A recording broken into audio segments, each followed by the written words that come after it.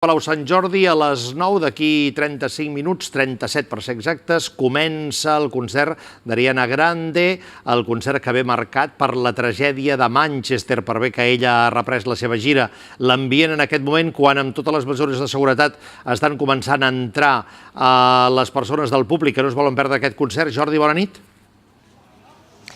Bona nit, Josep. 12.000 persones les que entraran aquí al Palau Sant Jordi, que de fet ja estan entrant. Hi ha 3 controls de seguretat, mesures extraordinàries, un helicòpter dels Mossos d'Esquadra que està d'aquesta manera vigilant el que passi en aquesta zona, i 3 controls, com diem. Un primer control de seguretat, aquest que tenim aquí en imatge, que és el que està revisant les primeres entrades, de fet totes les entrades. La segona part que revisa les motxilles, les bosses, si algú porta aigua, si porta alguna ampolla més gran o més petita, i després un últim control de seguretat ja a la porta del Palau Sant Jordi, en el que s'acaben de revisar totes les motxilles i totes les bosses. S'ha de dir que aquest concert és d'una extraordinària seguretat.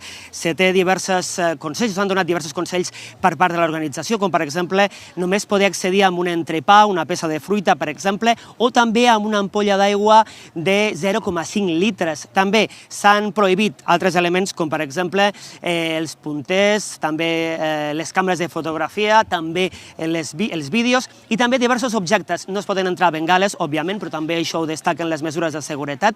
Tampoc es poden entrar elements pirotècnics, entre d'altres. I, lògicament, la pregunta que es fa a tothom i que molta gent es fa aquí, entre mares, pares, també els fans, és si aquesta seguretat serà suficient, si hi ha nervis, si no hi ha nervis, i a això ens ho poden respondre dues mares que tenim aquí, la Carmen i Mari Carme.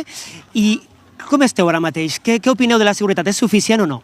Home, jo m'hi sento segura perquè he vingut més d'un cop, però tinc que dir que sí que tinc una mica de por perquè penso, ostres, per què no puc ser jo, no? I dic, vens amb il·lusió, vens amb ganes, vens i dius, no tornes a casa mai més, per què no?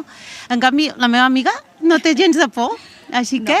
I una cosa que hem de dir totes dues que ens hem de casa, del treball i de tots, hem dit adeu, nos vamos de concierto. Ens acomiadem per si de cas no tornem, però aquesta no és la idea, aquesta és tornar. I jo també volia dir que, a veure, por no tinc. El que tinc és molta pena i des d'aquí una abraçada molt forta, plena